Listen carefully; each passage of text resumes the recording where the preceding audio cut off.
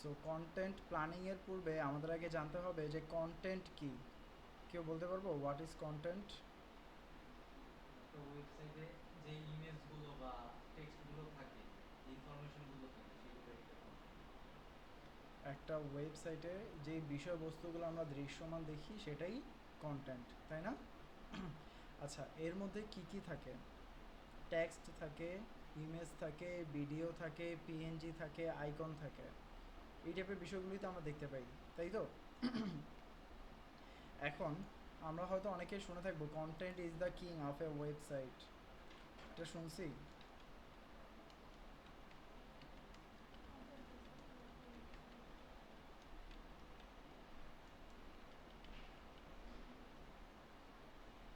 এটা শুনছি আমরা এখন পর্যন্ত কেউ? নট অনলি কন্টেন্ট, মানে নট অনলি ওয়েবসাইট,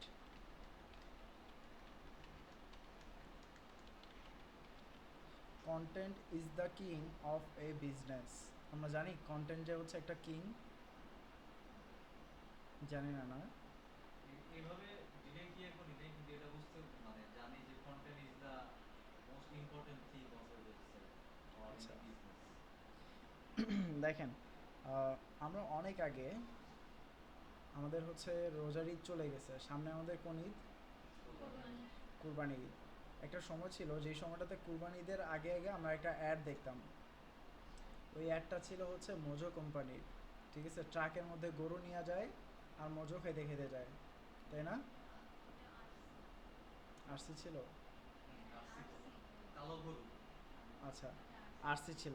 তাহলে হচ্ছে আরেকটা অ্যাড হয়তো আমরা দেখে আসছি, যে যেখানে বলে যে অন্তরে পাখা মেলে, তাই না? অন্তরে পাখা কিভাবে মেলে? অন্তর তো ছোট একটা জায়গা, এখানে পাখা কি মেলা যাবে? এই পাখা কি আর অন্তরে ঢুকবে? এই যে দেখেন, এই টাইপের যে অ্যাডগুলো আমরা দেখে আসছি, সেই অ্যাডগুলো আমরা এখন পর্যন্ত মনে রাখছি কেন? আমরা কেন এখন পর্যন্ত এই অ্যাডগুলোকে মনে রাখছি? বলতে পারবো? হুম, ওই অ্যাডের বিষয়বস্তুগুলো হচ্ছে ইউনিক ছিল, আর এত বেশিবার আমরা দেখছি, এত বেশিবার শুনছি যে এখন পর্যন্ত আমাদের একবার স্মরণ হলে আমাদের মনে থাকে, তাই না? আচ্ছা, সো যেটা থ্রুতে আমরা একটা কোম্পানিকে চিনি সেটাই হচ্ছে কি একটা কন্টেন্ট, তাই না? এখন তারা যদি ওইরকম কন্টেন্ট না বানাইতো, এখন পর্যন্ত দেখেন, চিন্তা করে দেখেন, আপনি আমি আমরা অনেকগুলো অ্যাড দেখছি।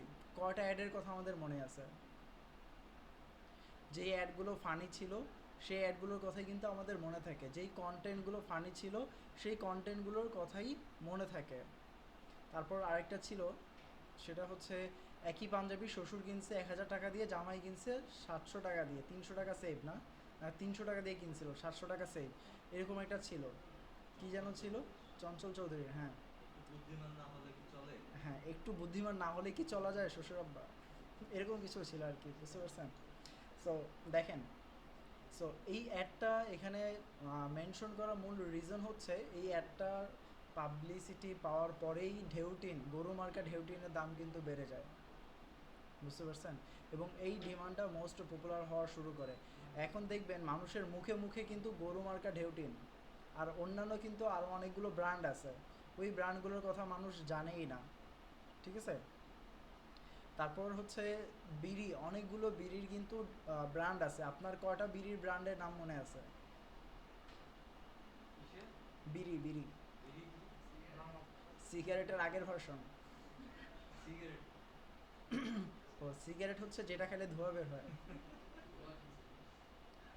আচ্ছা দেখেন, আহ, আকিস বিড়ি, এটা নাম শোনা নাই এমন কিন্তু কোনো মানুষ নাই, ঠিক আছে? বাট আকিস ফুড অ্যান্ড বেভারেজ, এটার নাম শুনছি আমরা, সবাই শুনছি। আকিস বিড়ি যতটা পপুলার, আকিস বিড়ি যত নাম শুনছি, আকিস ফুড অ্যান্ড বেভারেজ এটার নাম কিন্তু ততটা শুনি নাই। একই কোম্পানির নাকি? হ্যাঁ, আকিস গ্রুপের সবই। সো এই যে দেখেন, একই বিষয়, একই কোম্পানির প্রোডাক্ট, জাস্ট হচ্ছে মানুষকে ভালোভাবে না জানানোর কারণে বা ভালো কন্টেন্ট প্রডিউস না করতে পারার কারণে মানুষজন লম্বা সময় পরে গিয়ে চিনতে পারে, তাই না? তাহলে আমরা বুঝতে পারতেছি যে যদি আমরা একটা ভালো ইউনিক কন্টেন্ট মেক করতে পারি, তাহলে ওই কন্টেন্টটা আলটিমেটলি একটা বিজনেসকে কি করবে, প্রমোট করবে, একটা বিজনেসকে হাইলাইট করবে, তাই না? আপনারা যখন ট্রাভেল করবেন, ট্রাভেল করার সময় দেখবেন যে আপনাদের আশেপাশে, দ্যাট মিনস আপনাদের যেই হাইওয়ে রাস্তা থাকে, এই হাইওয়ে রাস্তার আশেপাশে অনেকগুলো ব্র্যান্ডের অনেকগুলো কন্টেন্ট থাকে। দেখছেন কখনো? ব্যানার, হ্যাঁ ব্যানার। বড় বড় যে বিলবোর্ডগুলো থাকে, ওই বিলবোর্ডগুলোর মধ্যে কি থাকে? কন্টেন্ট থাকে। এখন সবগুলো বিলবোর্ড কি আপনার মাথায় মনে থাকে? কিছু কিছু বিলবোর্ড মনে থাকে। যেটা অ্যাট্রাকটিভ বা ইউনিক, হ্যাঁ, যেটা লেখাটা হচ্ছে ব্রেনে গাঁথার মতো, যেই লেখাটা পড়তে সহজ, যেই লেখাটা মানে হচ্ছে মানুষের মন স্পর্শ করে, ওই লেখাগুলোই কিন্তু মানুষের সবচেয়ে বেশি মনে থাকে। যেমন দেখবেন যে অনেক আগে থেকেই কিন্তু আমানত শাহ সিমেন্ট রাজত্ব করছে সিমেন্টের জগতে, বাট এই মুহূর্তে কিন্তু রাজত্ব করতেছে ফ্রেশ, তারপর এরকম আরও বেশ কিছু নতুন নতুন ব্র্যান্ড। তো এরা বেশ কিছুদিন হয়েছে মাত্র আসছে, এখনই কেন এত পরিমাণ রাজত্ব করতে পারতেছে? বিকজ অফ তাদের ব্র্যান্ড ভ্যালু। এখন তাদের ব্র্যান্ড ভ্যালু কিসের উপর বেস করে আসছে? কন্টেন্টের উপর। দেখবেন যে ফ্রেশের ম্যাক্সিমাম প্রোডাক্টগুলো হচ্ছে কিচেন প্রোডাক্ট, যেগুলো রান্নাবান্নার কাজে ব্যবহার করা হয়, এবং তারা হচ্ছে রাঁধুনিদেরকে নিয়ে সবচেয়ে বেশি অ্যাডভার্টাইজিং করছে, এবং এই অ্যাডভার্টাইজিংগুলোই হচ্ছে বাংলাদেশের নারীদের সবচেয়ে বেশি দৃষ্টি আকর্ষণ করছে, যে কি রেসিপি রান্না করে, আমি কি রান্না করতে পারবো কিনা, ওরা কি কি দিচ্ছে, স্বাদ এত বেশি কেন, আমরা দেই স্বাদ হয় না, বাসায় গেলে বকাঝকা করে, ঠিক আছে কী রান্না করছে, নানান কথা বলে, বাকিগুলো তার বলা যায় না ক্লাসে।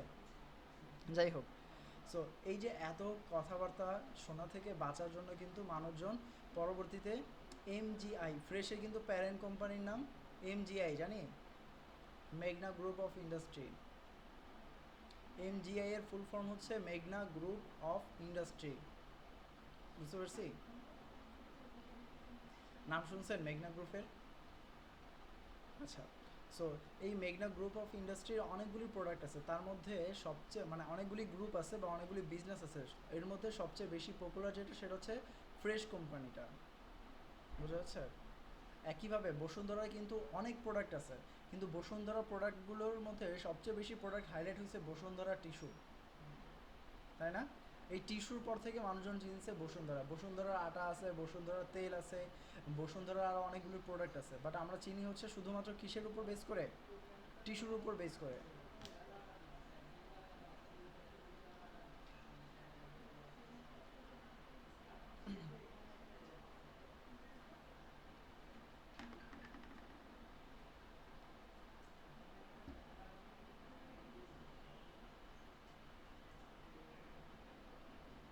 তাহলে আমরা আলটিমেটলি কি বুঝতে পারতেছি?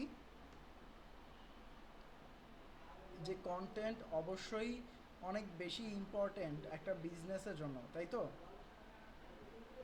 ওকে,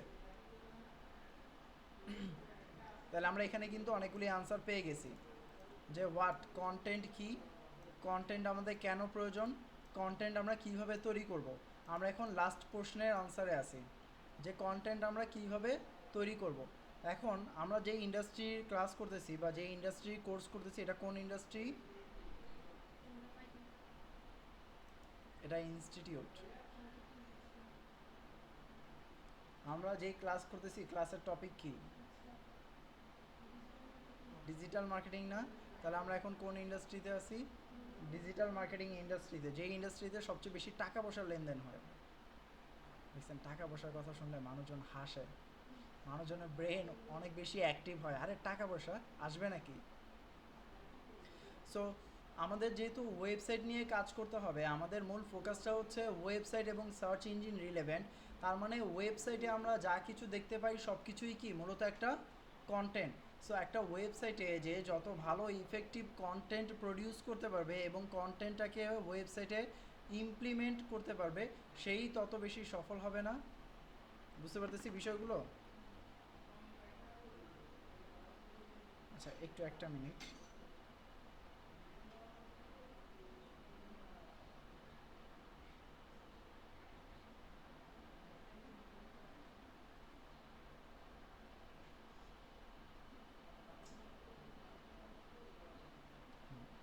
ওয়ালাইকুম আসসালাম। হ্যাঁ শামীম ভাই, যাদের আসার কথা ছিল তাদেরকে কি আমরা কল করছি আজকে?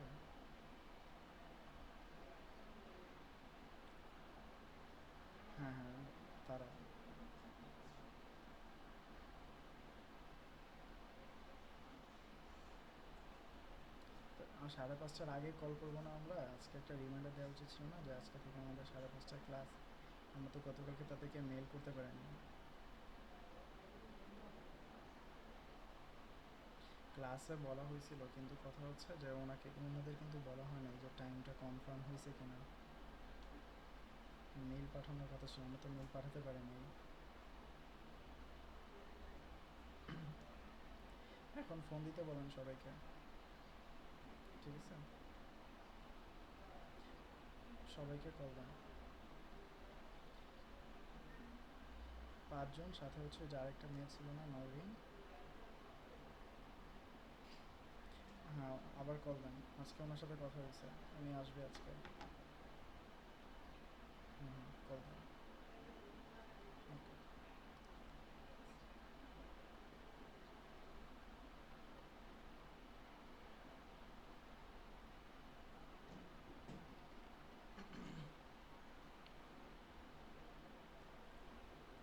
আচ্ছা, এবার হচ্ছে আমরা কন্টেন্ট রেডি করব। কন্টেন্ট রেডি করার জন্য আমাদের ফার্স্টে যেটা প্রয়োজন সেটা হচ্ছে একটা কন্টেন্ট আইডিয়া আমাদের লাগবে। আমরা একটা কন্টেন্ট লিখব, এখন কী টাইপের কন্টেন্ট আমরা লিখব সেটা তো আমাদের আগে ফার্স্টে আইডেন্টিফাই করতে হবে, তাই না? যেমন আমরা এখন কোন ইন্ডাস্ট্রিতে কাজ করতেছি? ডিজিটাল মার্কেটিং ইন্ডাস্ট্রিতে। সো আমরা যদি এখন কোন একটা কন্টেন্টের আইডিয়া জেনারেট করার ট্রাই করি, তাহলে অবশ্যই আমার ইন্ডাস্ট্রি কোনটা হবে? Digital marketing. ডিজিটাল মার্কেটিং, তাই না? তাহলে আমাকে কি করতে হবে? ডিজিটাল মার্কেটিং রিলেভেন্ট কন্টেন্টের আইডিয়া জেনারেট করতে হবে। আর কন্টেন্টের আইডিয়া জেনারেট করার বর্তমানে সবচেয়ে হেল্পফুল একটা প্ল্যাটফর্ম হচ্ছে চ্যাট জিপিটি। চ্যাট জিপিটির নাম শুনছি আমরা, আপনারা তো চেনেন না?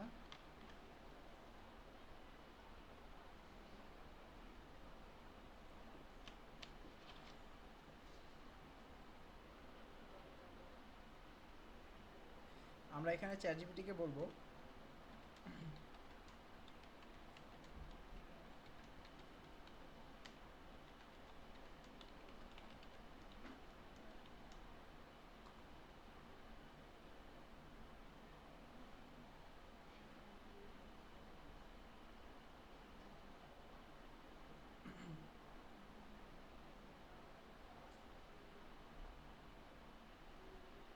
দেখেন, তাহলে হচ্ছে আমাদেরকে কি করতেছে সে?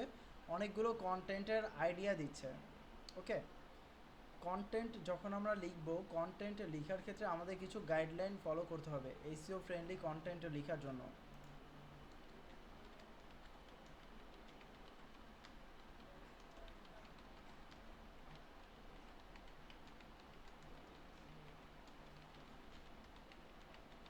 আচ্ছা, আমরা হচ্ছে চ্যাট জিপিটিকে আরেকটা কমান্ড দিলাম যে কন্টেন্ট এসইও ফ্রেন্ডলি কন্টেন্ট লেখার গাইডলাইনগুলো আমাদেরকে এখানে মেনশন করতেছে। আমরা হচ্ছে একটু নোটপ্যাডে আর একটু মেনশন করে বলি।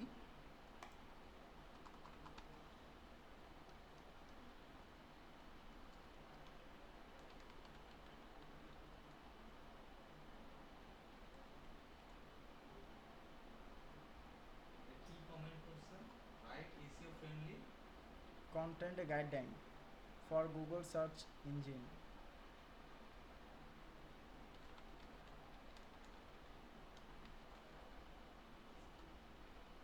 For Google search engine.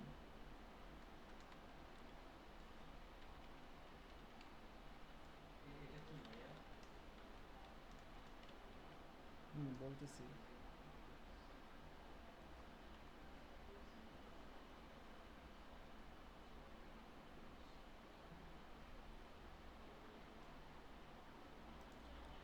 আচ্ছা, এখানে হচ্ছে আমরা 5টা পয়েন্ট এখানে নোট আউট করলাম।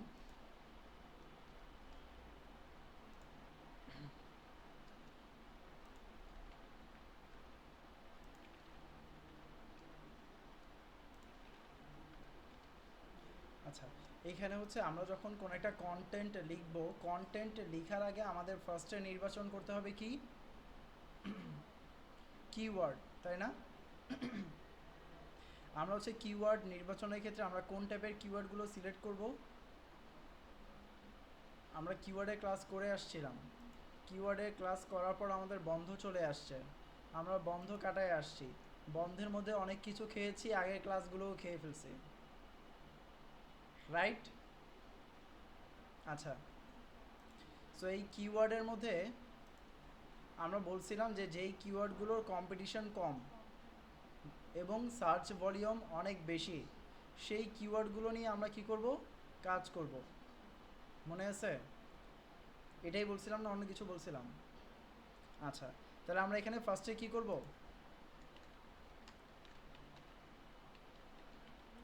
লো কম্পিটিটিভ কিওয়ার্ড, ফার্স্টে আমাদের লো কম্পিটিটিভ কিওয়ার্ড সিলেক্ট করতে হবে এবং আমাদের ট্রাই করতে হবে কেজিআর কিওয়ার্ডগুলো ফাইন্ড আউট করার জন্য। কেজিআর কিওয়ার্ড কোনগুলো?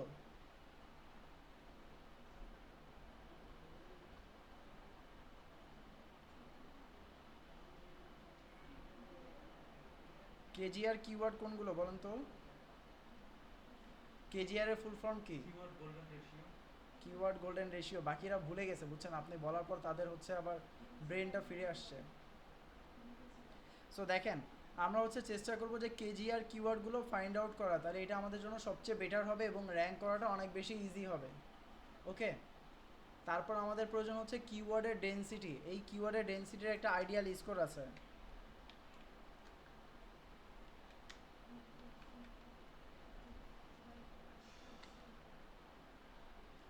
1% টু কত? 2.5%। তাহলে 1% যদি হয়, যদি 1000 ওয়ার্ডের কন্টেন্ট হয়, 1000 ওয়ার্ডের কন্টেন্টের মধ্যে 1% কয়টা হবে? 10টা। হ্যাঁ, 10টা। ডেনসিটি বলতে আমরা কি বুঝতেছি সেটাকে বলি তো। ডেন্সিটি মানে কি এটা, যে আমি যেই টপিকের উপরে লিখবো সেই কিওয়ার্ডটা 10 বার থাকবে 1000 এর ভিতরে, এরকম কিছু? হ্যাঁ, এখানে ডেনসিটি মানে হচ্ছে ঘনত্ব, বোঝা যাচ্ছে? আমাদের এই কিওয়ার্ডটা আমরা কতবার ইউজ করতেছি আমাদের কন্টেন্টের মধ্যে, সেটাকেই বলা হচ্ছে কি, কিওয়ার্ড ডেনসিটি। বোঝা যাচ্ছে?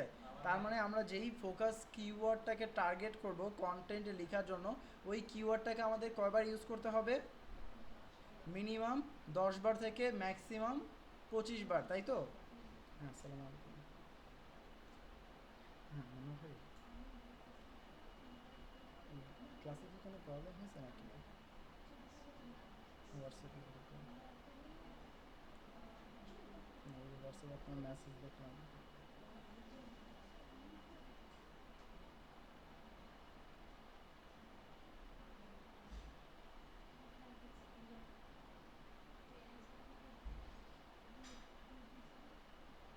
আচ্ছা আচ্ছা, বুঝতে পারছি। আচ্ছা, আমাদের কালকের ক্লাসটা অনলাইনেই রাখবো, হ্যাঁ, অফলাইনের প্রয়োজন নেই। অনলাইনে চলো, পরেরটা না না এমনি পার্সোনালি, অফিস থেকে না। কালকেরটা হচ্ছে আমরা অনলাইনেই রাখি, পরেরটা আমরা অফলাইনে করবো না। দেখে আমরা হচ্ছে অফিসে কথা বলবো, এপির সাথে কথা বলবো মূলত গরমের বিষয় নিয়ে, বুঝতে পারছেন? আর ওই আজকের রিপোর্টটা দিয়ে দেন, ওই দেখেন একটু কথা বলে যে কজন আসছিল, কে ছিল, আলোর সাথে কথা বলতে পারে না। আচ্ছা, ঠিক আছে।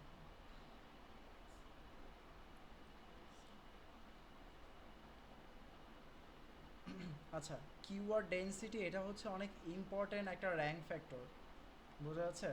সো আইডিয়ালি হচ্ছে আপনি যদি 1000 ওয়ার্ডে কন্টেন্ট লেখেন, মিনিমাম আপনার 10 বার ওই কন্টেন্টের মধ্যে আপনার মেইন কিওয়ার্ডটা থাকতে হবে, ম্যাক্সিমাম 25 বার, ঠিক আছে? নর্মালি হচ্ছে 2.63%, বাট আইডিয়ালি হচ্ছে 2.5%। আমরা যখন র্যাঙ্ক ম্যাথ দিয়ে অন পেজ এসইওর কাজগুলো করব তখন আমরা এটা দেখতে পারবো, বোঝা যাচ্ছে? ইউএসটি দিয়ে দেখা যাবে। ইওস্ট দিয়েও দেখা যাবে, ইওস্টেও দেখা যাবে, র্যাঙ্ক ম্যাথেও দেখা যাবে, তবে র্যাঙ্ক ম্যাথটা হচ্ছে একটু বেটার এবং পাওয়ারফুল কম্পেয়ার টু দুইটা কি ইওস্ট। একসাথে করা যায়? না, আচ্ছা, দুইটা ইনস্টল দুইটাই একসাথে করলে আপনার হচ্ছে এটা কনফ্লিক্ট হবে, কে র্যাঙ্কিং দিবে বা কারটা গুগলে ইন্ডেক্স করবে এটা নিয়ে কনফিউশন তৈরি হবে, বোঝা যাচ্ছে? যেমন আমি বলতেছি এই দল ভালো, সে বলতেছে এই দল ভালো, আসলে আপনি নেবেন কোন দল? এখন যদি এমন হয় যে আমার ওয়ার্ডপ্রেসে দুইটা ইনস্টল করা আছে, আমি একটা কন্টেন্টে দুইটা র্যাঙ্কিং দিই। ডাউন হয়ে যাবে, আর র্যাঙ্কিং ইমপ্রুভ হবে না,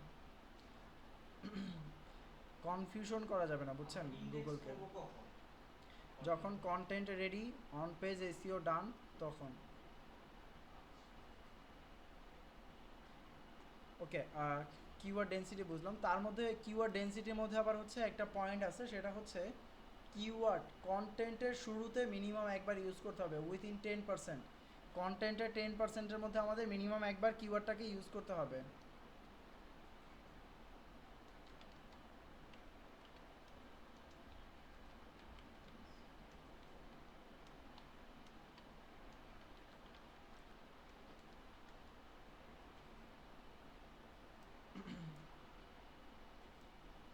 বোঝা যাচ্ছে?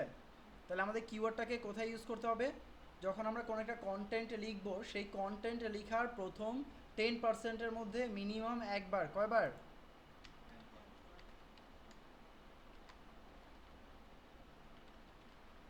মিনিমাম একবার আমাদের কিওয়ার্ডটাকে ইউজ করতে হবে, ওকে?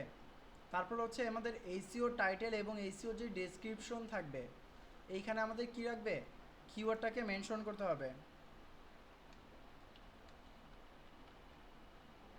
যদি ইউআরএল এ রাখতে পারেন এটা সবচেয়ে বেটার, ঠিক আছে? এইসিও টাইটেল, ডেসক্রিপশন এবং ইউআরএল এই তিনটা ইনফরমেশনই গুগলে শো করে। সাপোজ আমি যদি এখানে আমার নাম লিখে সার্চ করি, আপনারা কি কি ইনফরমেশন দেখতে পাচ্ছেন এখানে? একটা টাইটেল দেখতে পাচ্ছেন, একটা ডেসক্রিপশন দেখতে পাচ্ছেন, আর ওয়েবসাইটের ইউআরএল দেখা যাচ্ছে, তাই না? এই তিনটে ইনফরমেশন মেইনলি শো করে। পাশাপাশি শো করে অনেক সময় দেখবেন ডান পাশে একটা ইমেজ শো করবে এবং এই সাইটের টাইটেল শো করবে এবং সাইটের ডোমেইন শো করবে। পাশাপাশি সাইটের একটা লোগো, সেই লোগোটাও শো করবে। টাইটেল ডিসক্রিপশন কোনটা? যে ব্লু কালার বড় লেখা এটা? এটা হচ্ছে টাইটেল, টাইটেল ডিসক্রিপশন। এটা হচ্ছে ডেসক্রিপশন। এইখানে ইউজ করতে হবে কিওয়ার্ড হ্যাঁ, কয়বার? কয়বার না, একবার। এই ডিসক্রিপশনে একবার থাকে। ডেসক্রিপশনেও একবার, টাইটেলের মধ্যে একবার। একাধিকবার ইউজ করাটা আবার হচ্ছে এইসিও ফ্রেন্ডলি হয়ে যাবে না, তখন তখন আবার আরও সমস্যা হবে, ওকে? তারপর হচ্ছে ইমেজের অল্টার ট্যাগ। অল্টার ট্যাগ আমরা দেখছিলাম, আমরা এখনও বোধহয় অল্টার ট্যাগ দেখি নাই। আমরা নর্মালি যখন কোনো কিছু গুগলে সার্চ করি, তখন গুগল বুঝে কীভাবে যে আমি এই মানুষটাকে সার্চ করতেছি? আমি আমার নাম লিখে সার্চ করলাম, এখন গুগল বুঝলো কীভাবে যে আরবি সজীব মানে কিছু একটা মাধ্যমে তো সে বুঝছে, তাই না? কারণ এটা তো ইমেজ, ইমেজকে তো সে আর রিড করতে পারবে না। রিড করতে পারবে? তাহলে সে বুঝলো কীভাবে এবং আইডেন্টিফাই করলো কীভাবে যে এটা হচ্ছে আরবি সজীব? দেখছেন, মার্ক জুকারবার্গের আরবি সজীব লাগাই দিয়েছে। না, এটা একটা পোস্ট ছিল, এই পোস্টটা আমি করছি, এই কারণে হচ্ছে এখানে চলে আসছে। বুঝতে পারছেন? এটা কিভাবে করব এটা? এটা ওয়ার্ডপ্রেসে যে করতে হবে না? হ্যাঁ, এটা ওয়ার্ডপ্রেসে করতে হবে। আচ্ছা, যাই হোক, আমরা হচ্ছে আপাতত একটা ইমেজ ওপেন করি। সাপোজ এই ইমেজ, ঠিক আছে? এই ইমেজটাকে ওপেন করলাম, ওপেন করে ইমেজের এখানে রাইট ক্লিক করব। রাইট ক্লিক করে এখান থেকে ইমপ্যাক্টে চলে যাব। ইমপ্যাক্টে চলে গেলে আমরা হচ্ছে এখানে কোড দেখতে পারবো, ঠিক আছে? এই কোডিংয়ের মধ্যে দেখেন, এই যে এখানে একটা শব্দ আছে ALT, কোড দেখা যাচ্ছে ALT, তারপর হচ্ছে একটা ইকুয়াল, এরপর হচ্ছে ডাবল ইনভার্টেড কমার মধ্যে হচ্ছে দেখেন একটা কিওয়ার্ড আছে, দেখতে পাচ্ছি। আমরা যদি পুরোটাকে কপি করে নিয়ে আসি,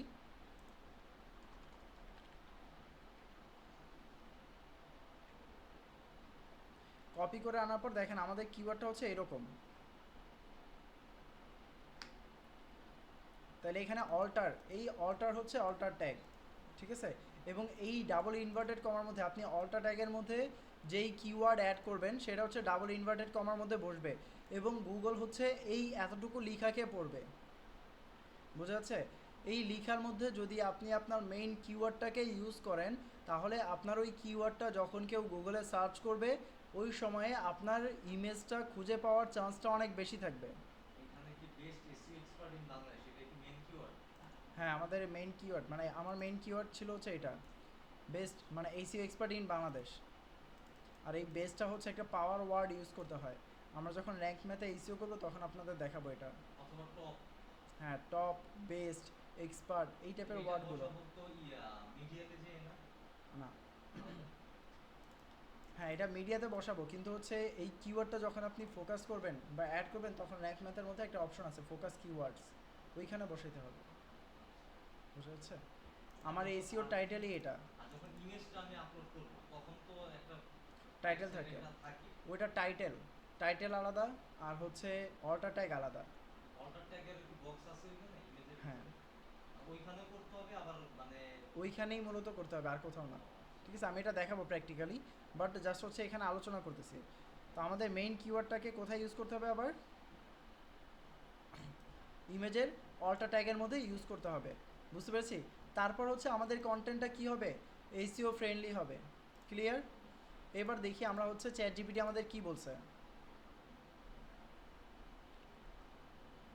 এইসিও ফ্রেন্ডলি কন্টেন্টের গাইডলাইনের জন্য আমাদের ফার্স্টে লাগবে কি, কিওয়ার্ড রিসার্চ অ্যান্ড ইন্টিগ্রেশন। এখানে ইন্টিগ্রেশন মানে বোঝাচ্ছে যে আমাদের কিওয়ার্ডটাকে অ্যাড করতে হবে। এসি অফ করে রাখছেন? এই জন্যই তো বলি ঠান্ডা কমে গেছে।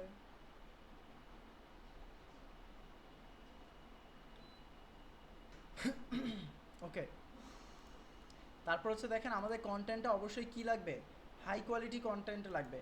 কন্টেন্ট কিন্তু সবাই প্রডিউস করে, বাট সব কন্টেন্ট কিন্তু ভিউ পায় না, জানি আমরা। কন্টেন্ট সবাই লিখতেছে, সব কন্টেন্ট র্যাঙ্ক করতেছে না। র্যাঙ্ক করতেছে কোন কন্টেন্ট? High quality. যেই কন্টেন্টের কোয়ালিটি অনেক বেশি ভালো, অনেক বেশি হাই কোয়ালিটি, এবং কি যেই কন্টেন্ট অনেক বেশি ইনফরমেটিভ। বোঝা যাচ্ছে? এটার ওয়েটা কি বুঝবো কিভাবে? আচ্ছা, এটা হচ্ছে অনেক সময় দেখবেন আপনি বিভিন্ন ধরনের কন্টেন্ট পড়লে বুঝতে পারবেন যে কন্টেন্টটা কত ইজিলি আপনি রিড করতে পারতেছেন। আপনি পড়ে যদি মনে করেন যে আপনি কথাগুলো বুঝতেছেন এবং ওয়ার্ডগুলো ইজি, তখন মনে করবেন যে এই কন্টেন্টটা ইউজার ফ্রেন্ডলি কন্টেন্ট। আর ম্যাক্সিমাম ইউজার ফ্রেন্ডলি কন্টেন্টগুলোই হচ্ছে হাই কোয়ালিটি কন্টেন্ট। বোঝা যাচ্ছে? আপনি একটা কন্টেন্ট লিখলেন, এই কন্টেন্ট কোনো মানুষ পড়তে পারে না, তাহলে ওটা কি হাই কোয়ালিটি কন্টেন্ট হবে?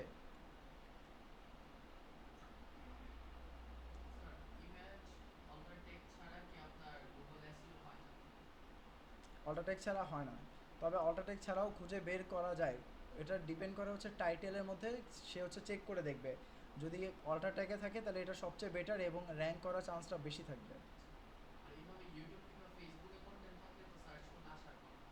হুম, ওইটার উপর বেস করেই তো আসে। দেখবেন যে হচ্ছে ইউটিউবের এসিওর মধ্যে, বা ইউটিউবের এসিওর যদি টিউটোরিয়াল দেখেন, যদি আমাদের এখানে দেখানোর কথা, যদি সুযোগ পাই আপনাদের দেখাবো, ওইখানে দেখবেন যে হচ্ছে ভিডিও আপলোড করার আগে এসিও করে এবং আপলোড করে আবার এসিও করে। বুঝা যাচ্ছে? আচ্ছা, তারপর দেখেন এখানে কি বলতেছে, অপটিমাইজড মেটা ট্যাগ। ওই যে মেটা ট্যাগ বলতে আমরা যেটা বোঝালাম, বুঝতে পারছি?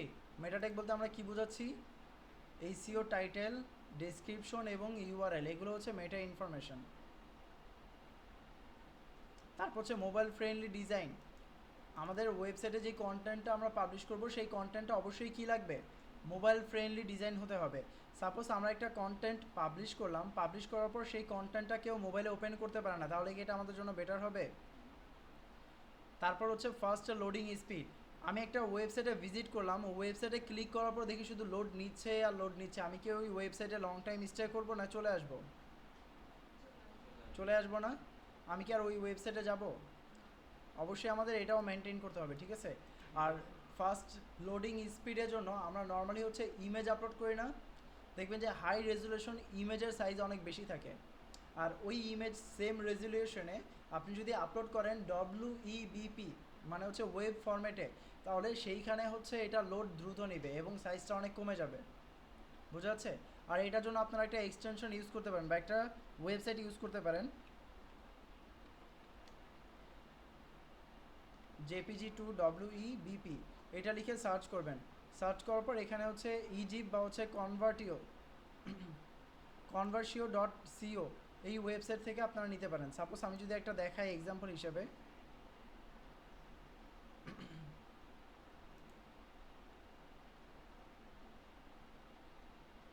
ফটোশপে তো করা যায়।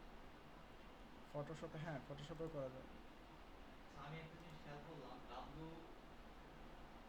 ডাব্লিউপি যেটা, সেটাতে হচ্ছে ওই যে ইমেজ এসইও যেটা করে না ডিটেইলসে যে হ্যাঁ, আপলোড করার আপনার আগে। তো ওইটাতে ইমেজ এসিও করা লাগতেছে না, অল্টা ট্যাগ ইউজ করতেছেন না, আচ্ছা, তার ওই মানে অল্টা ট্যাগটাই ওয়েবসাইটে পাওয়ারফুল। যদি আমি আপলোড করি ওইখান থেকে আমার তো ইমেজ এসইওর কোনো প্রয়োজন নেই। না, এটা যদি আমি সোশ্যাল মিডিয়া বা অন্য কোথাও করি তখন লাগে। ইউটিউব যদি হয়, ইউটিউবে তো আপনার লোডিংয়ের কিছু নাই, ইউটিউবে এটা তো ওয়েবসাইটের উপর, তাদের উপর, ওইখানে যায় আপনি হচ্ছে ইমেজের অফলাইনে যে এসিওটা করে সেটা করবেন। আচ্ছা, ওয়েবসাইটের ক্ষেত্রে না। আমার এটা এক্সট্রা করা দরকার নেই। না।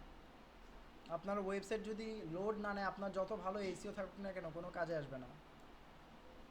সাপোজ দেখেন এই যে এই ইমেজটা, এই ইমেজের সাইজ কত? অলমোস্ট 1.5 এমবি,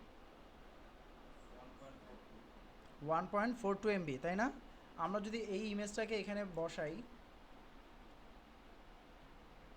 বসানোর পর এরপর যদি আমরা এটাকে কনভার্ট করি, দেখেন ফরম্যাট হচ্ছে কি WEBP ফরম্যাটে যাবে। আমরা কনভার্ট করতেছি।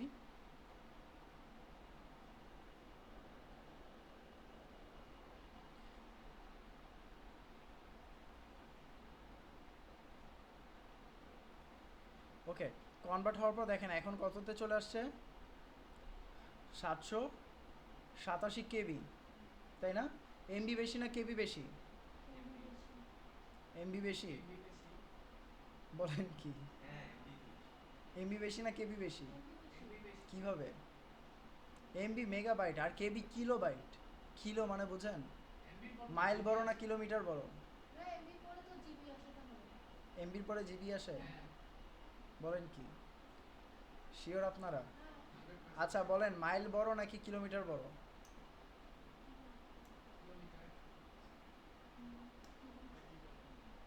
মাইল আর কিলোমিটার একই কথা?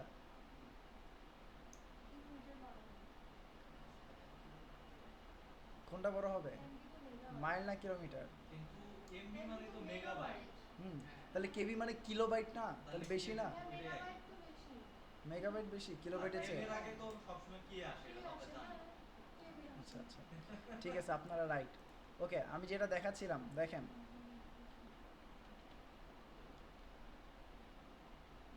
1 মাইলে হচ্ছে 1.60 কিলোমিটার, বুঝতে পারছেন? তাহলে মাইলটা বড়। ওকে, সো কিলো, কিলো মানে এই শব্দটা যখন আমরা শুনি তখন মনে করি যে এটা অনেক বেশি। অ্যাকচুয়ালি সব ক্ষেত্রে কিন্তু বেশি না, ঠিক আছে? কিছু কিছু ক্ষেত্রে। আচ্ছা, আমরা অফ টপিকে চলে গেছি। সো দেখেন 1.4 এমবি এটা লোড নিতে যতটুকু সময় লাগতো 787 কেবি এটা লোড নিতে আরও কম সময় লাগবে না? তাহলে সাইজটা কমে গেল। সাইজটা কমে গেলে আমাদের এটা কী হয়ে গেল? এসিও ফ্রেন্ডলি হয়ে গেছে না? আচ্ছা, এটা আবার যদি আপলোড করে প্লাগইন দিয়ে কি আরো ছোট করা যাবে? এটাকে আরও ছোটো করবেন? হ্যাঁ, করতে পারবেন। লেস দেন 100 কেবি হলে বেটার। দেখছিলাম যে হচ্ছে ইয়ে আছে আপনার হচ্ছে মানে প্লাগইন আছে সাইজ রিডিউস করার অপটিমাইজ করার জন্য। হ্যাঁ, অপটিমাইজ করার জন্য। হ্যাঁ, তো ওইটা দিয়ে যদি করি WP অপটিমাইজ নামে একটা আছে, কিন্তু ওটা দিয়ে করতে গেলে দেখা যাচ্ছে ইমেজগুলো অনেক সময় ব্রোকেন হয়ে যায়। এই হচ্ছে প্রবলেম। ম্যানুয়ালি আপনি কাজ করতেছেন, এটা আপনি চেক করতে পারতেছেন ইনস্ট্যান্ট। যখন আপনি অটোমেশন প্রসেসে করবেন তখন আপনি কটা চেক করবেন? তখন আবার নতুন করে আপলোড করতে আর হবে। যদি হচ্ছে আপনার ওয়েবসাইটে এমন কোনো কন্টেন্ট থাকে যেই কন্টেন্টটা লোড নিচ্ছে না বা ইরোর দেখাচ্ছে, ওটার জন্য আপনার র্যাঙ্কিং ডাউন হয়ে যাবে, খুব বাজেভাবে ডাউন হবে, তখন কি করবেন? এই কারণে টেকনিক্যাল এসইওর ইম্পর্টেন্সই অনেক বেশি। আচ্ছা, এরপর হচ্ছে দেখেন অপটিমাইজড ইউআরএল, যেটা বলতেছিলাম আমরা, যে ইউআরএল এর মধ্যে আমাদের কি লাগবে? কিওয়ার্ডটাকে অবশ্যই ইউজ করতে হবে যেন অ্যাটলিস্ট কোনো একটা ক্রাউলার বা গুগলের সার্চ ইঞ্জিনের রোবট সে যখন আমার ওয়েবসাইটের ইউআরএলটাকে রিড করবে সে বুঝতে পারবে যে এই কিওয়ার্ডের এই কন্টেন্টটা এই রিলেটেড টপিকের উপর লেখা। বোঝা যাচ্ছে? স্যাম্পল বলেন। হ্যাঁ, আমরা যদি একটা এক্সাম্পল দেখি,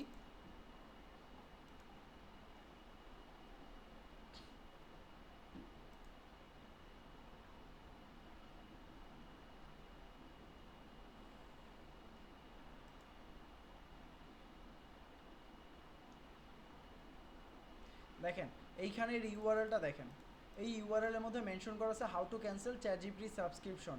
আমার মেইন কিওয়ার্ডও হচ্ছে এটা। সো যখন কোনো একটা রোবট আমার ওয়েবসাইটে কন্টেন্ট পড়বে, ফার্স্টে সে হচ্ছে কন্টেন্টে যাওয়ার আগে ইউআরএলটা রিড করবে। ইউআরএল রিড করার পর সে যখন এই কিওয়ার্ডটা পড়বে, পড়ার পর সে বুঝতে পারবে না যে এই কন্টেন্টটা কী রিলেটেড, বা আপনাদেরকে যদি দেখানো হয় আপনারা বুঝতে পারবেন না যে এই কিওয়ার্ডটা কী রিলেটেড। আর আমি যদি এখানে আমার এই ইউআরএলের জায়গায় আমি যদি এরকম কোনো ইউআরএল দিতাম, জাস্ট নাম্বার আর কিছু নাই, তাহলে আপনি নাম্বার পড়ে বুঝতে পারতেন যে এটা কী টাইপের কন্টেন্ট। এই কারণে এখানে বলতেছে যে হচ্ছে ডেসক্রিপটিভ ইউআরএল হইতে হবে। এই যে ডেসক্রিপটিভ, অটোমেটিকই চলে আসার কথা। সেটিংস আছে একটা ওয়ার্ডপ্রেসে, ওই সেটিংসটা করলে তখন অটোমেটিক্যালি হয়ে যাবে, পেজ বা পোস্ট ক্রিয়েট করব তখন কি টাইটেল এটা অনুযায়ী বসে যাবে। বসে কিন্তু যাবে? হচ্ছে এটার ক্যারেক্টার লিমিট আছে, 75 ক্যারেক্টার, এটার বেশি হলে আবার হচ্ছে ওভার অপটিমাইজ হয়ে যাবে, তখন আবার ব্লক সমস্যা। করার ক্ষেত্রে সমস্যা হয়, ব্লক হ্যাঁ, পোস্টগুলো বড় যদি টাইটেল থাকে। সার্ভিস পেজের ক্ষেত্রেও হয়, অনেক সময় বড় বড় কিওয়ার্ড মানুষজন বোঝে না, বড় কিওয়ার্ড ইউজ করে ফেলে। আমরা এগুলো অন পেজ এসইওতে মানে ইন ডিটেলস দেখব। তারপর হচ্ছে ইন্টারনাল লিঙ্কিং, ঠিক আছে। কন্টেন্ট এসইও ফ্রেন্ডলি করার ক্ষেত্রে ইন্টারনাল লিঙ্কিং অনেকটাই ইম্পর্ট্যান্ট।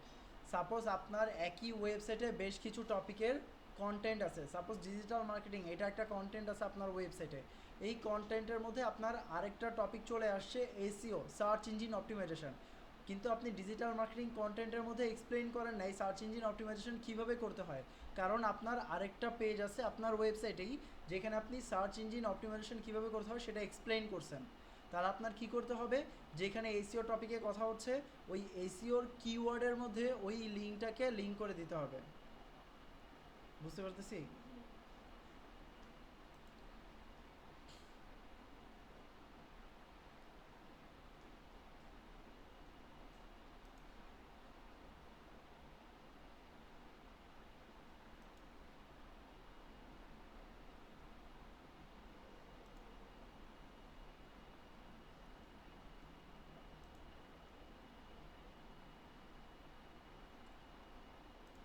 সাপোজ আমরা হচ্ছে একটা কন্টেন্ট এখানে ওপেন করলাম, আমরা কি এই কন্টেন্টেই ছিলাম?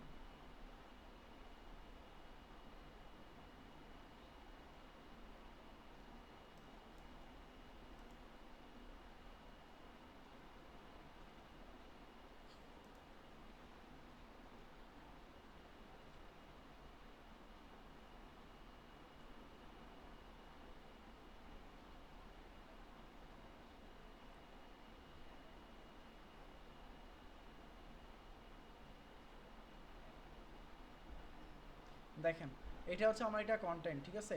এই কন্টেন্টটা কি নিয়ে, ডেন্টাল এসিও কনসালটেন্ট, মানে যাদের ডেন্টাল ওয়েবসাইট আছে তাদের এসিও কনসালটেন্সির জন্য এই কন্টেন্টটা রেডি করা হয়েছিল।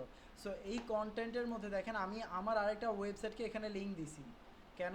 কারণ হচ্ছে মানুষজন এই কন্টেন্ট পড়ে হয়তো কী সার্ভিস প্রোভাইড করতেছি এটা জানতে পারবে, বাট আমি কে সেটা কি সে জানতে পারবে? সেটা জানানোর জন্য দেখেন আমি আমার আরেকটা পেজের একটা লিঙ্ক দিছি, তাই না? আমার মেইন ডোমেনের লিঙ্কটা এখানে আমি অ্যাড করে দিছি, এটাই হচ্ছে মূলত ইন্টারনাল লিঙ্ক। সাপোজ আপনি এখানে কথা বলতেছেন কি নিয়ে, ডিজিটাল মার্কেটিং নিয়ে, ডিজিটাল মার্কেটিং কথার মধ্যে আপনার একটা এসিওর টপিক চলে আসছে, আপনি ওই এসিওর কিওয়ার্ডের উপর আপনি কি করবেন, আপনার এসিও যে আলাদা একটা কন্টেন্ট আছে অন্য একটা ইউআরএলে, সেই ইউআরএলের লিঙ্কটা এখানে অ্যাড করে দিবেন। তাহলে কী হবে, মানুষজন ডিজিটাল মার্কেটিং সম্পর্কে জানলো, জানার পর কেউ যদি ইন্টারেস্টেড হয় যে এসিও সম্পর্কে বিস্তারিত জানবে, তখন সে এসিও সম্পর্কে বিস্তারিত জানতে পারবে এই লিঙ্কে ক্লিক করে। বোঝা যাচ্ছে? লিংক একটা কন্টেন্ট যত করতে পারেন, এটার কোনো লিমিটেশন নাই, তবে হচ্ছে একটা আইডিয়াল রেশিও। সার্ভিস থাকে আর ওই কথাগুলো যদি এখানে আসে হুম, ওই ক্ষেত্রে আমি তাহলে চাইলে আপনি হচ্ছে অ্যাড আপনার করে সাথে দিবেন, তাহলে এটা সবচেয়ে বেটার, কারণ এক জায়গায় মানুষ যখন অনেক কিছু পেয়ে যাবে তখন মানুষজন এটাকে অনেক বেশি ইনফরমেটিভ এবং রিসোর্সফুল মনে করবে। বোঝা যাচ্ছে? তারপর আরেকটা আছে আউটবাউন্ড লিংক, বাইরের ওয়েবসাইটকে যখন লিঙ্ক করবেন, ওইটাও কি না ওইটাও করলে সেম, সমস্যা হয়? না ওইটাও সেম, এটার রেশিওটা হচ্ছে 1:3। আপনি যদি বাইরের ওয়েবসাইটকে একটা লিঙ্ক দেন, তাহলে আপনার নিজের ওয়েবসাইটকে 3টা লিঙ্ক দিতে হবে, এটা হচ্ছে আইডিয়াল ফরম্যাট, ওরা দিবে, আপনি নিজে আমি দিবেন। দিব। হ্যাঁ, ঠিক আছে, 1:3। আচ্ছা, তারপর হচ্ছে হাই কোয়ালিটি ব্যাকলিংস, এটা তো আমরা জানলাম। এখানে হচ্ছে আরেকটা important fact, regularly updated content. এখন আপনাদেরকে আমি শিখাইলাম কিভাবে ব্যাকলিংক করতে হয়, কিছুদিন পর চেঞ্জ হয়ে গেল ক্যাটাগরি বা স্ট্র্যাটেজি চেঞ্জ হয়ে গেল, তখন আপনাকে আমি কি আর আগের ভার্সন দিয়ে শেখাইতে পারবো যে এইভাবে ব্যাকলিংক করতে হবে? আপনাকে কি করতে হবে, নতুন ভার্সন সম্পর্কে শেখালে তখন আপনি শিখতে পারবেন, তাই না? তাহলে আমার ওই নতুন আপডেটটা অবশ্যই আমার কন্টেন্টের মধ্যে রাখতে হবে। সাপোজ আমি এখন বললাম যে এখন স্বর্ণের দাম কত, স্বর্ণের ভরি কত টাকা, 1,00,000 ধরলাম 20,000 টাকা, কিছুদিন পর হয়ে যাবে 1.5 লাখ টাকা, আমি কি তখন 1,20,000 টাকা আমার ওয়েবসাইটে মেনশন করে রাখবো? যদি আপডেটেড না করি তাহলে গুগল কি বুঝবে, যে আমার ওয়েবসাইটে কন্টেন্ট ব্যাকডেটেড, যখন গুগল এটা বুঝবে যে ব্যাকডেটেড, তখন আমার র্যাঙ্কিং আস্তে আস্তে আস্তে আস্তে ডাউন হয়ে যাবে। আপডেট কিভাবে করব, নতুন নতুন কন্টেন্ট লিখি? যেই কন্টেন্ট আপনি লিখছেন ওই কন্টেন্টকে আপনার আপডেট করতে হবে। মানে ওইখানে কিছু অ্যাড করব, হ্যাঁ, কিছু অ্যাড করবেন, কিছু কমাবেন। এটা প্রবলেম হবে না? এইটা র্যাঙ্কিং ইমপ্রুভ করবে। কন্টেন্ট ওয়েবসাইটের ক্ষেত্রে এটা র্যাঙ্কিং ইমপ্রুভ করবে যদি আপনি ভালো কন্টেন্ট দিতে পারেন। বোঝা যাচ্ছে? আমারটা তো একবার ধরেন ইনডেক্স হয়ে গেছে 1000 ওয়ার্ডের, এখন যদি আমি আরো 200 ওয়ার্ড যদি অ্যাড করি তাহলে এটা কোনো প্রবলেম হবে না ইনডেক্সে?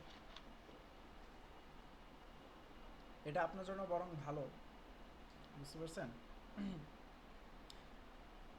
ওকে, লাস্ট পার্ট যেটা সেটা হচ্ছে স্কিমা মার্কআপ। এই স্কিমা মার্কআপের পার্টটা আমরা আপাতত হচ্ছে হোল্ড করতেছি। এটা সম্পর্কে আমরা জানবো আগামী 14 নম্বর ক্লাসে। ঠিক আছে, আজকে আমরা 10 নম্বর ক্লাসে আছি। ওকে, তাহলে চলেন এবার হচ্ছে আমরা একটা কন্টেন্ট রেডি করে ফেলি। ঠিক আছে, সো ফার্স্টে কন্টেন্ট রেডি করার জন্য আমাদের কি লাগবে? একটা লো কম্পিটিটিভ কিওয়ার্ড লাগবে।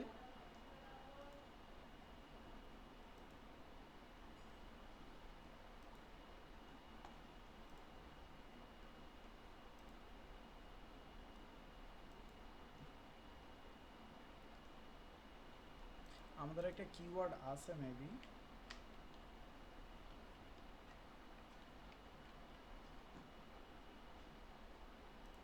চলেন ডিজিটাল মার্কেটিং দিয়েই বুঝান, নাহলে বুঝতে পারবো না। এটা একটা ক্লায়েন্টের ওয়েবসাইট, বুঝছেন? হ্যাঁ, এটা একটা ক্লায়েন্টের জন্য কন্টেন্ট লিখতে হবে, সেটা দিয়ে বোঝাই।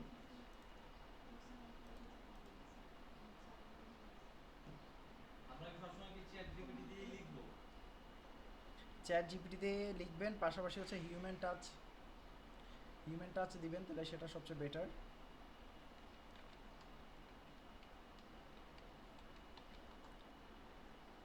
এটা হচ্ছে ক্লায়েন্টের ওয়েবসাইট, বুঝতে পারছেন? এই যে দেখেন, এই ওয়েবসাইটেরই কয়টা লিঙ্ক এখানে শো করতেছে? টোটাল 6টা লিঙ্ক এখানে শো করতেছে। 3টা আর 3টা, 6টা। তার মানে কেউ যদি প্রথমটায় ক্লিক না করে সেকেন্ডটায় করবে, সেকেন্ডটায় না করলে তৃতীয়টায় করবে, তৃতীয়টায় না করলে পরেরটায় করবে, তাই না? তাহলে এরকম যখন আপনার রেজাল্ট শো করবে তখন এখান থেকে সবচেয়ে বেশি ক্লিক পাওয়ার চান্স বাড়বে, তাই তো? আর এরকম রেজাল্ট সচরাচর আপনি সব ওয়েবসাইটের ক্ষেত্রে দেখবেন না। যে ওয়েবসাইটের ক্ষেত্রে দেখবেন সেই ওয়েবসাইটে স্কিমা মার্কআপ ব্যবহারের মাধ্যমে হয়। বোঝা যাচ্ছে? স্কিমা মার্কআপের বিশাল একটা আলোচনা থাকবে ইনশাল্লাহ সামনে।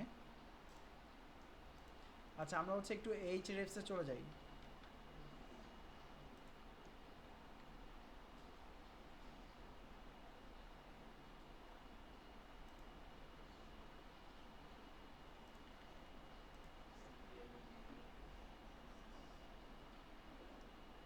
তাহলে দেখেন আমরা এখানে কি দেখতে পাচ্ছি।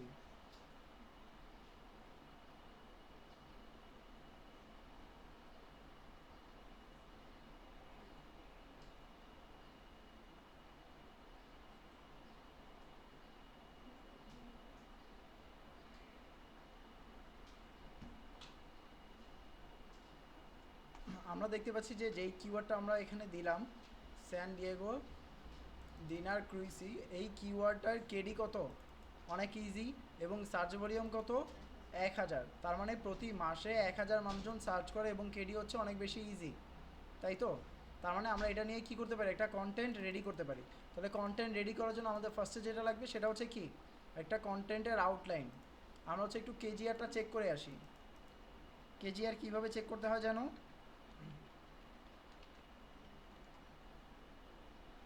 অল ইন টাইটেল দিয়ে আমরা দেখতেছি কয়টা রেজাল্ট আছে? 855। আর সার্চ ভলিউম কত? আমরা এই কিওয়ার্ডে সার্চ ভলিউম কত দেখে আসছি? 1000 না? তাহলে আমরা কি করব? 855 ভাগ 1000। তাহলে আমরা কেডি কত পাচ্ছি? সরি, কেজিআর কত পাচ্ছি? 0.85।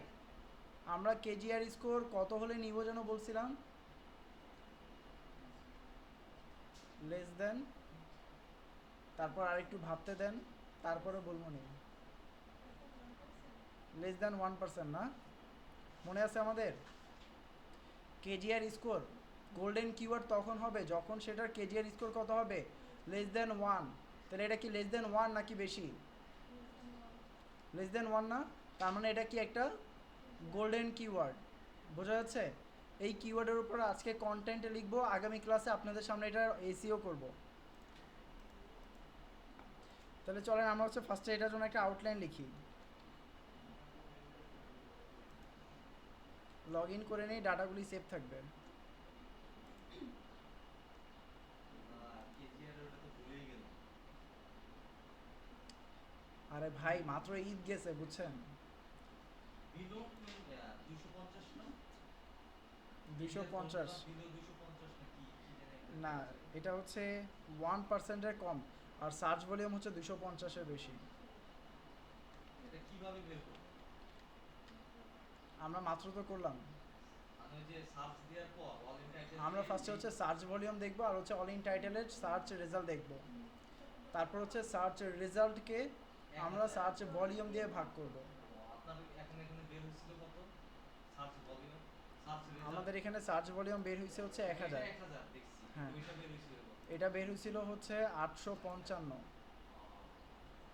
ঠিক আছে, সার্চ ভলিউম তাহলে আমরা কি করছি, 855-রে 1000 দিয়ে ভাগ করছি, ভাগ করার পর একটা স্কোর পাইছি। ওই স্কোর দ্বারা আমরা মানে হচ্ছে নিশ্চিত হলাম যে এটা কি একটা কেজিআর কিওয়ার্ড। বুঝতে পেরেছি?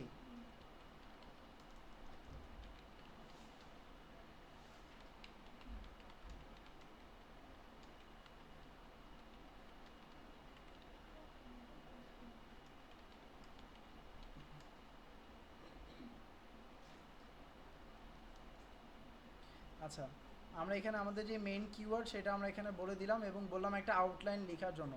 সে হচ্ছে আমাদের একটা আউটলাইন লিখে দিবে এবং সেই আউটলাইনের উপর আমরা একটা কন্টেন্ট রেডি করব।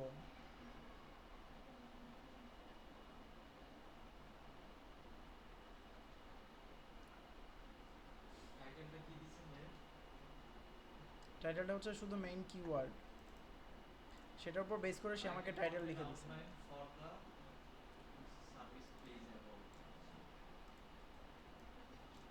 এটা আপনার ক্লায়েন্টে যে নিশ থাকবে সেই নিশ রিলেভেন্ট টপিক লিখে তারপর হচ্ছে আপনি আপনার মতো করে একটা কমান্ড দিবেন। প্রথমে কি আউটলাইন লিখবো? হ্যাঁ, ফার্স্টে আউটলাইন লিখব, তারপর সেই আউটলাইনের উপর বেস করে আমরা হচ্ছে বাকিগুলো লিখব। ওকে, আমরা আউটলাইন লিখলাম, এরপর হচ্ছে আমরা 1 বাই 1 পয়েন্টগুলো বা সেকশনগুলো এখান থেকে নিব।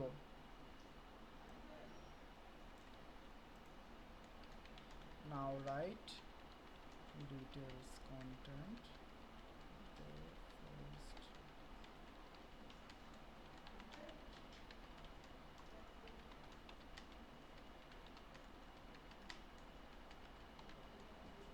Now write details content about first section. অনেকটা লিখি।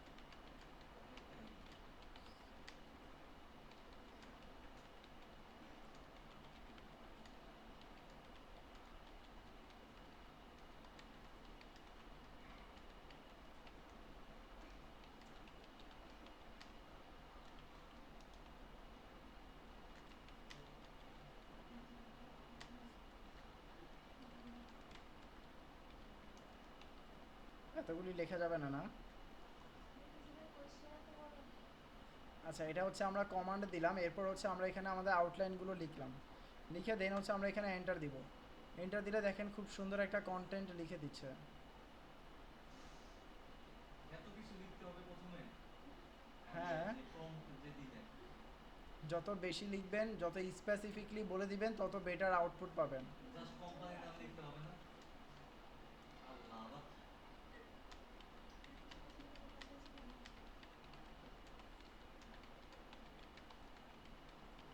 ওকে, এই কমান্ডটা আপনারা ম্যাক্সিমাম টাইম দেওয়ার ট্রাই করবেন। রাইট ইট অ্যাজ হিউম্যান, এটা কি মানে শেষে একটা দিব? মানুষের মতো। না, প্রথমেই দিবেন, আমি প্রথমে ওইখানে কমান্ড দিতে ভুলে গেছি তাই এখানে লিখলাম। এটা লিখে দিলে যেই কন্টেন্টটা সে এখন লিখে দিছে এই কন্টেন্টের টোন অনেকটা এআই টোন মনে হচ্ছে। বুঝতে পারছেন? সো আপনি যখন এই কমান্ডটা দিবেন তখন সে হচ্ছে আপনাকে ডিফারেন্ট ফরম্যাটে লিখে দিবে এবং অনেকটা সহজ হবে পড়তে।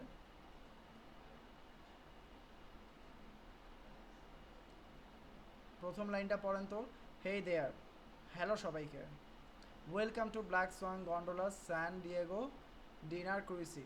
Picture this, you are in sunny San Diego surrounded by beautiful beach and awesome attractions. ওয়ার্ডগুলো যতটা ইজি পড়তে তত বেশি ইউজার অ্যাট্রাক্ট হবে। আচ্ছা ভাই, আপনি তিনবার ওরে মানে ইনপুট দিচ্ছেন, তার তারপরে সেটা আবার আপডেট করছো না? হ্যাঁ, একটু মডিফাই করবে। তারপরে যখন হিউম্যান টাচের কথা বলছেন তখন ও আবার রিকভারি করছে। হ্যাঁ, হিউম্যান যেভাবে লিখে ওইভাবে সে ট্রাই করবে লিখার। তাহলে এখন আমরা নিব কোনটা? আমরা নিব লাস্টেরটা। আচ্ছা।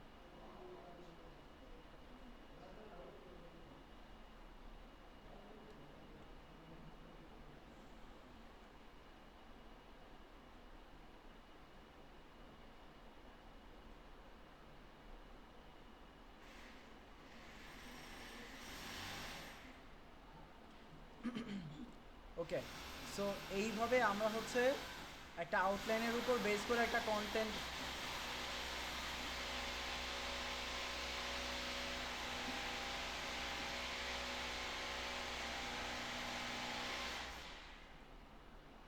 যেটা বলতেছিলাম যে এইভাবে আমরা হচ্ছে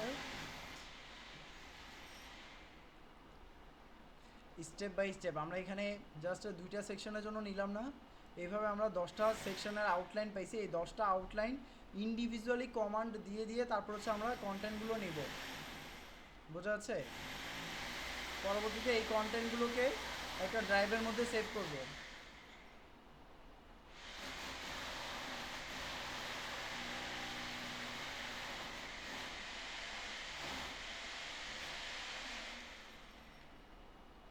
প্রথমে যে আউটলাইন পাইলাম 10টা, এটা আর কোনো দরকার নেই আমাদের? ওই 10টা আউটলাইনই তো আমরা দিব। মানে ফার্স্টে আমরা আউটলাইনটা জেনারেট করে নিব, জেনারেট করে একটা একটা আউটলাইন মানে একটা একটা সেকশন আগেই লিখাই নিব। সবগুলি সেকশন একসাথে লিখেতে গেলে ওই কন্টেন্টটা ভালো মতো অপটিমাইজ হয় না।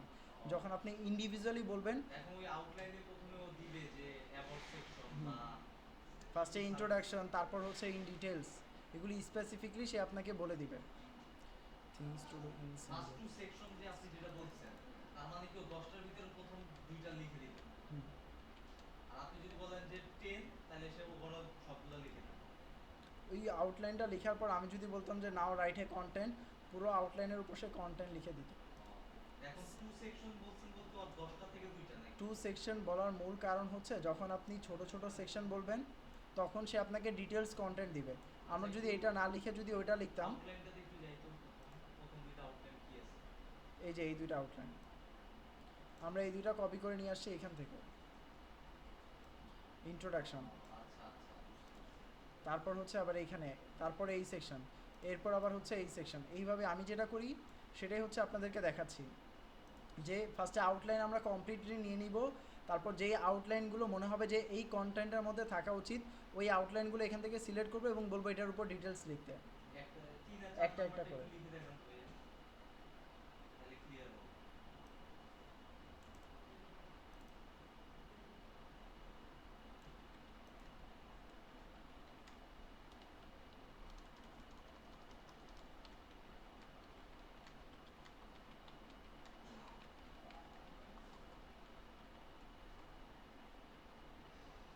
কি লিখছেন কমেন্টে? পুরোটা শেষ হোক। এই কন্টেন্টটা এখন যেটা সে লিখে দিছে এই কন্টেন্টটা মনে হচ্ছে হিউম্যান লেখা, মানুষের লেখা। এখন মানুষের লেখা কন্টেন্ট আপনার বোঝার একটা সহজ ফর্মুলা হচ্ছে এই যে এই টাইপের হাইফেনগুলি ইউজ করবে। এই টাইপের হাইফেনগুলি দেখবেন ম্যাক্সিমাম টাইম মানুষরাই ইউজ করতেছে বিভিন্ন কন্টেন্টের মধ্যে। যখন আপনারা বিভিন্ন ওয়েবসাইটে কন্টেন্ট পড়বেন দেখবেন সেই কন্টেন্টের মধ্যে প্রায় জায়গায় এরকম একটা হাইফেন দেখা যাবে। যখন আপনি কোনো একটা আউটপুটের মধ্যে এই টাইপের হাইফেন দেখতে পারবেন তখন আপনি অনেকটা নিশ্চিত হতে পারেন যে এটা হচ্ছে একটা মানুষের মতো করে সে লিখে দিছে, বোঝা যাচ্ছে? তখন এই টাইপের কন্টেন্টগুলি আপনি ওয়েবসাইটে ডিরেক্টলি বসাইতে পারেন, কোনো সমস্যা নেই। যেমন হচ্ছে এটা হচ্ছে তার একটা কিওয়ার্ড ছিল, things to do in San Diego for couples.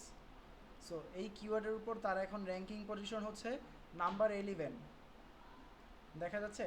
এবং এই কন্টেন্টটা পাবলিশ করা হয়েছে এপ্রিলের 1 তারিখ, আজকে হচ্ছে এপ্রিলের 27 তারিখ। এই কন্টেন্টটা ছিল হচ্ছে 15 নম্বর পজিশনে, এখন চলে আসছে 11 নম্বর পজিশনে। এবং এই কন্টেন্টের পুরোটাই হচ্ছে এআই দিয়ে লেখা, চ্যাট জিপিটি দিয়ে লেখা। এবং এই একটা কন্টেন্ট লিখতে আমি ক্লায়েন্টের কাছ থেকে চার্জ করতেছি $50 করে মাত্র, বুঝছেন? আর বাংলাদেশে তো 600 টাকা দিয়ে 1000 দিয়ে দেখায়। হ্যাঁ, 600 টাকা দিয়ে লেখায়। তাহলে কি কোনটা ভালো? তাহলে দুইটাই ভালো, যে যেভাবে লেখায় শান্তি পায়। আচ্ছা ভাই, ওই যে ওই 3 এখানে 4 নাম্বারটা আউটপুট কি মানে ইনপুট যেটা দিছেন ওইটা কি কি লিখছেন? এর আগে আমরা বেশি কমান্ড দিছি এই জন্য যেন পরের বার কম কমান্ড দিতে হয়। নাও রাইট দা বিলো টপিকস, এবার নিচের টপিকগুলো লিখো। এরপর হচ্ছে 3 নাম্বার দিলাম এবং হচ্ছে 4 নাম্বার দিলাম। তার মানে কপি পেস্ট করে দিয়ে দিবি। হ্যাঁ, কপি পেস্ট করো। বাট প্রথম কমান্ডটা আমাদের একটু বড় দিতে হবে যেন আমরা বেটার রেজাল্ট পাই সবগুলোর ক্ষেত্রে। প্রথম আমরা যেই কমান্ড দিয়ে আসছি, এখন আমরা যতগুলো টপিক দিব সেম কমান্ড সে ফলো করবে। বোঝা যাচ্ছে?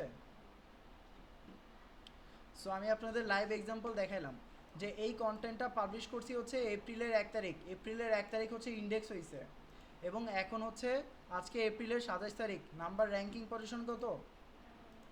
11। কোনো কারচুপি আছে? আচ্ছা ইনডেক্স করাটাও তো আপনি দেখাবেন ওটা পরে না? হ্যাঁ, এটা টেকনিক্যাল এসইওর পার্টে। এই যে এইখানে দেখবো আমরা 13 নম্বরটা আছে। সবই দেখবেন, শুধু আসতে হবে, বুঝছেন? এইভাবে উপস্থিতি যত কমায় দিবেন তত আমার জন্য ভালো হবে। কোশ্চেন কম আসবে, দ্রুত ক্লাস শেষ করা যাবে, ঠিক না?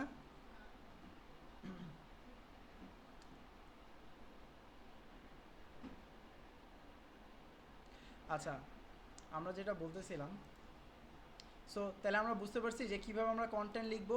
কন্টেন্টে লেখার পর কীরকম দেখাবে, এই যে আমি যদি আপনাদের দেখাই, এইটা ছিল কন্টেন্ট, বুঝছেন? এই কন্টেন্ট ফার্স্টে হচ্ছে আউটলাইন লিখছি, আউটলাইন লেখার পর তারপর হচ্ছে কন্টেন্ট এখান থেকে শুরু হয়েছে। এই সেম কন্টেন্টটাই হচ্ছে আপনারা এখানে দেখতে পাচ্ছেন ওয়েবসাইটে। এই যে দেখেন সেম লাইনটাই দেখা যাচ্ছে। দেখি এটা আমি জাস্ট এখান থেকে কপি করে নিচ্ছি, দেখেন। উপরেরগুলো হবে না? হ্যাঁ, উপরেগুলোও হবে। না না এই যে আপনি আপনার নোটপ্যাডে যে গুগল ড্রাইভে গুগলে এই জিনিসগুলো তো বসবে না। এগুলি হ্যাঁ এগুলি ওয়েবসাইটে দিবেন কেন? এগুলো জাস্ট আপনার এটা তো বোঝার জাস্ট, হ্যাঁ, আমাদের বোঝার জন্য বা ক্লায়েন্টকে বোঝানোর জন্য। এটা হচ্ছে টোটাল কন্টেন্টের আউটলাইন, তারপর ডিটেলস কন্টেন্ট হচ্ছে এখান থেকে কিন্তু শুরু। অনেক ব্লগে দেখি যে কন্টেন্টের আউটলাইন থাকে, হ্যাঁ হ্যাঁ হ্যাঁ, এটা অনেক সময় থাকে। আপনি চাইলে দিতে পারেন, না দিলে সমস্যা না আছে? দিলেও সমস্যা নেই, দিলেও সমস্যা নেই। দিলে বেটার। কিভাবে বেটার? যখন কেউ আপনার ওয়েবসাইট ভিজিট করবে সে হচ্ছে দেখতে পারবে যে এই কন্টেন্টটা কোন কোন টপিক দিয়ে কভার করা হয়েছে। বুঝতে পারছেন? জাস্ট এতটুকুই। এখন যে আপনি যেটা লিখলেন এটা কি অন্য কোনো টুল দিয়ে চেক করবেন না এটা হিউম্যান রাইট হয়েছে কিনা বা হ্যাঁ, এটা তো অবশ্যই চেক করা হয়। এআই কন্টেন্ট ডিটেক্টর লিখে সার্চ করার পর আপনারা copyleaks.com নামে একটা ওয়েবসাইট পাবেন প্রথমেই।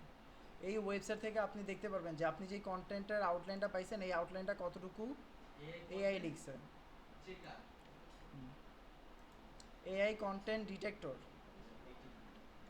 ওয়েবসাইটের নাম হচ্ছে কপিলিক্স। এখানে আমি হচ্ছে আমার কন্টেন্টটা দিলাম, দেন হচ্ছে আমি যদি এখানে চেকে দিই, চেকে দেওয়ার পর দেখেন এখানে বলতেছে এআই কন্টেন্ট ডিটেক্টেড। যেখানে যেখানে এআই ডিটেক্ট করছে ওই জায়গাটা এই যে রেড মার্ক করা। আপনি কি করবেন, এই রেড মার্কটাকে রিরাইট করে নিতে পারেন। বা হচ্ছে আরেকটা টুলস আছে writer.com, এটাও ভালো। এই writer.com এর মধ্যে এখানে হচ্ছে আপনি কন্টেন্ট পেস্ট করবেন, পেস্ট করে দেন হচ্ছে অ্যানালাইজে দিবেন। 5000 ওয়ার্ড পর্যন্ত একসাথে আপনি চেক করতে পারবেন। ফ্রি এগুলো তাই না? হ্যাঁ, এটা ফ্রি। তারপর দেখেন এখানে অ্যানালাইজ টেক্সটে দেওয়ার পর এখানে বলতেছে হিউম্যান জেনারেটেড কন্টেন্ট 90%, বোঝা যাচ্ছে। আর 10% হচ্ছে কি এআই জেনারেটেড কন্টেন্ট। বোঝা যাবে না কোন 10%? না, এটা এখানে মার্ক করে দেয় না, এটা মার্ক করে দেয় হচ্ছে আরেকটা টুলস, ওই যে যেটা বললাম কপি কপিলিক্স। এই হচ্ছে মার্ক করে দিচ্ছে। ডিটেক্ট হয়ে গেছে। হ্যাঁ, এআই কন্টেন্ট ডিটেক্ট করছে কিছুটা, কিন্তু কিছুটার কারণে সবগুলোই রেড মার্ক করা। আপনি আবার এটাকে পুরোটাকে কপি করবেন, কপি করে দেন হচ্ছে চ্যাট জিপিটিকে বলবেন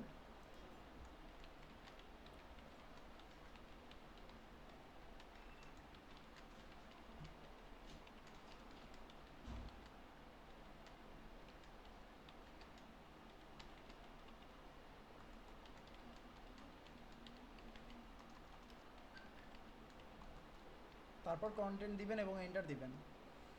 this part detect as AI content তারপরে কি হ্যাঁ, লিখছেন? Now write it as human content. কতটুকু কপি পেস্ট করব পুরোটাই? যতটুকু ডিটেক্ট করবে পুরোটুকু। এর এখানে তো পুরোটাই দেখে। হ্যাঁ, এরপর হচ্ছে আমি পুরোটা জাস্ট আপনাদেরকে দেখানোর জন্য করতেছি, ও বুঝতে পারছেন? এরপর আমি পুরোটা কপি করে আবার এখানে চেক করে দেখবো এবার হচ্ছে কতটুকু ডিটেক্ট করে। এখানেও ডিটেক্ট করছে, বোঝা যাচ্ছে। তবে সবচেয়ে বেটার হচ্ছে বেশ কয়েকটা টুলস দেখবেন, স্পেশালি writer.com। এই ওয়েবসাইটে যদি 90% প্লাস থাকে দ্যাট মিনস গুড এনাফ। আচ্ছা এখানে যে এটা যদি 90% এর পরে আপলোড করে দিই প্রবলেম হইতে পারে? আমরা যেই কন্টেন্টটা এখানে লিখছি, আমি যদি এই কন্টেন্টটাই চেক করে দেখাই,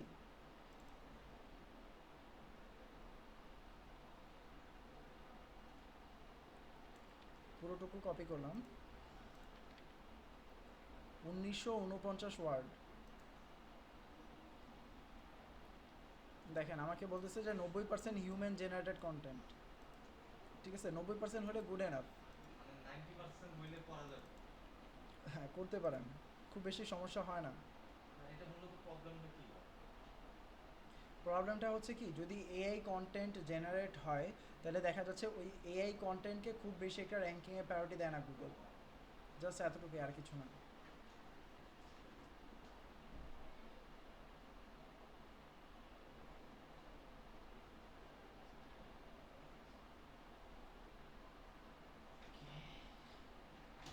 তাহলে আমরা এই পরিমাণ বুঝতে পারছি। জি। অনেক কষ্ট হয়েছে না বুঝতে, অনেক দিন পর আসছেন আপনি তো। ছাড়া তো কেউ কোশ্চেনই করে না। কেউ কোশ্চেন না করলে তো বুঝা যায় না। ওনাদের কোশ্চেনগুলি সব আপনি করে দেন, এই জন্য ওনারা কোশ্চেন করতে পারে নাই। সমস্যা হচ্ছে এই জায়গায়, আমি চুপ থাকলে তো ওরা কোশ্চেন বলবে করবে না। না। বিষয়টা এরকম না, বিষয়টা হচ্ছে ওনারা কোশ্চেন করবে, করার আগে আপনি হুট করে কোশ্চেনটা করে ফেলেন, এই কারণে ওনারা কোশ্চেনটা করতে পারে না। আচ্ছা আমি এবার চুপ বুঝতে থেকে পারছেন? আমি দেখছি কথা হচ্ছে যার যার যে বিষয়ে প্রবলেম হয় সে সেই বিষয়ে কোশ্চেন করবে। হ্যাঁ, স্বাভাবিক, তো এটা স্বাভাবিক, এখানে ইয়া করার অন্য কিছুর কিছু নাই। হ্যাঁ ওটাই। ঠিক আছে, আচ্ছা কোনো কিছুর কিছু নেই, আজকের মতো এই পর্যন্তই ভাই, আল্লাহ হাফেজ টু অল।